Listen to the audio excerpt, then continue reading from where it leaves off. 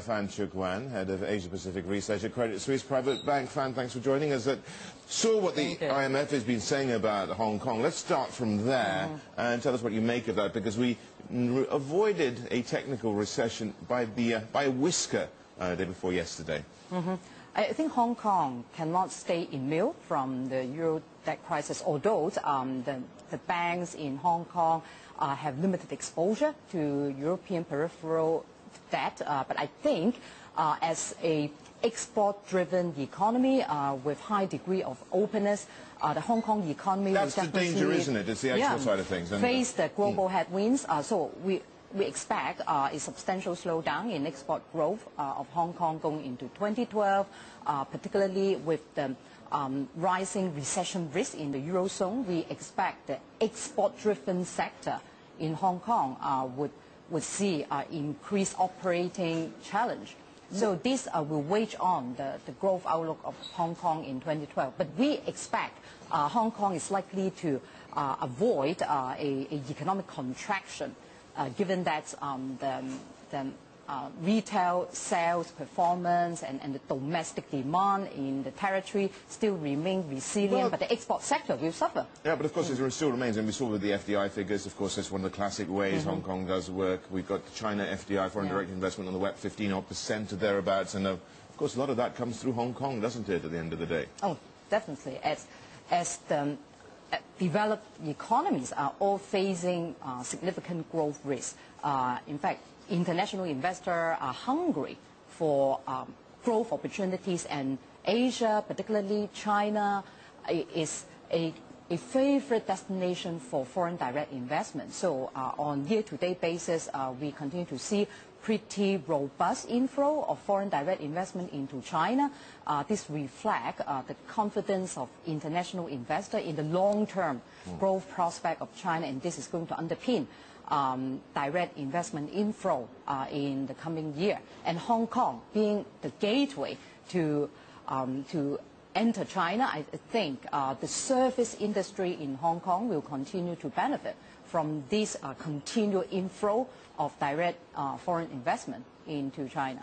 Fan, I know you had some discussions with Rish before, but what about, I guess, Asian stocks? Because I pointed this out earlier on this morning that it seemed for the first time in many sessions the U.S. markets was not dominated from the news flow from Europe. Instead, they tried to look at their own domestic data with retail sales coming in better than expected. Yeah, we started to see some more positive macroeconomic data coming in from the U.S. front.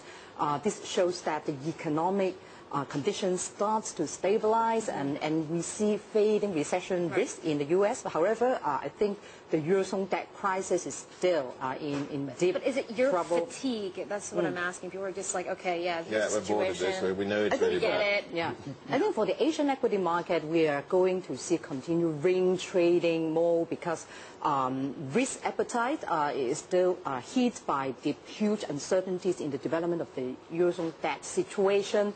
But over the past 4 weeks, we start to see 4 consecutive weeks of inflow back to emerging market equity funds. And in Asia, we started to see inflow into selected Asian country funds, particularly China and Hong Kong equity funds, mainly supported by the news flow related to the selective easing policy announced by China. So we believe that we should have seen the bottom of the Asian market correction for this year, but going towards the end of the year, we would likely see ring trading market condition. So no immediate strong rebound in the Asian equity market, given the uncertainties in the euro crisis. Look at what's happening today. We're not seeing a huge amount of conviction. Is that the story for the rest of the year then? Essentially what you're saying, we're not going to see these dramatic moves? In fact, we are seeing 2 steps forward and 1 step backward over the past few months. I believe there will be further volatilities in the market because the implementation risk in the euro debt agreement remain pretty high. And it will take time for the 2 new technocratic governments in Rome and Athens to implement the austerity measures in order to restore market confidence. So it's a function of de-risking.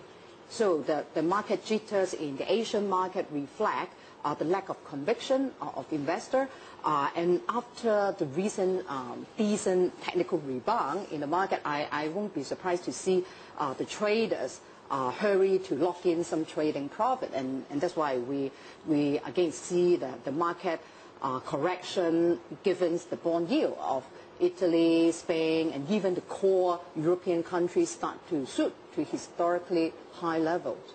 If I was an investor, how strong is the case for low valuations, go in and buy some stocks, to credit bubble, property bubble, bank implosion, banking crisis, European crisis, US debt crisis for 2012? I think already one way is the I think these structural problems... next year is going to be brutal. I think these structural problems are going to stay for an extended period of time, particularly the debt problems in Europe. It will take multi-years to resolve.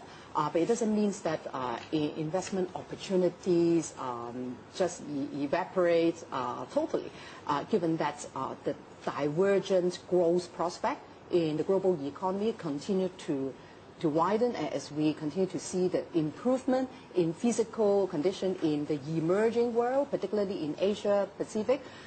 We still think for long-term strategic investor, it is still worthwhile to take selective positioning in the good quality and domestic-driven stocks. Some of these top picks, actually, here as well. BOC Bank of China, of course, that's one of them which you have on your books. So, tell us about some of the top picks and why you have them.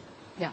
Within our Asian equity portfolio, we mainly overweight the domestic-driven and high-yielding stock because they are the strong cash flow company, mainly leveraged to Asian growth, and they are better positioned to weather the global headwinds. So amongst our top picks, such as BOC Hong Kong, M1, Met Airport, Wilmar, Lenovo. And Lenovo. But isn't that more predicated to buyers overseas buying Lenovo not really. computers? Lenovo actually mainly leveraged to corporate and personal demand for PC. Here in the Asia Pacific and China, but I thought they actually sold computers mostly to Europe. Yeah, but in terms of the percentage share of earnings, Lenovo is still largely a domestic-led consumption counter.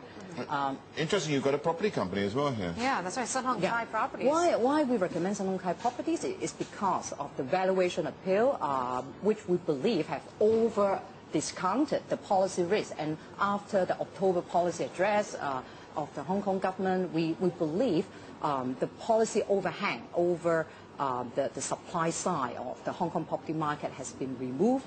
And with current valuation of Hong Kong property stock, including Sun Hung Kai Properties, still trading at previous crisis trough, I don't think the fundamental should warrant such a steep valuation discount, which reflect a sharp decline in Hong Kong property price. What about this bubble? Everyone talks about the property bubble, residential, commercial. Sun Hung Kai is in the middle of this, owning so much land in Hong Kong. I mean, is it the property quality that you really like, or is it actually the overall thematic property situation in Hong Kong? Yeah, I think in the Hong Kong property market, we see different, there would be a segregated segmental performance, as we think the price performance of the high-end luxury segment should remain pretty resilient given the very tight supply situation.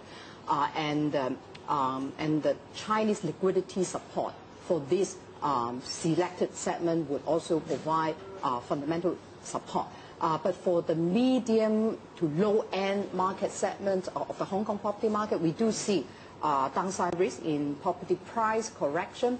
But as compared with the current valuation, which factor in a steep decline in property price, I do think Hong Kong property stock do look cheap.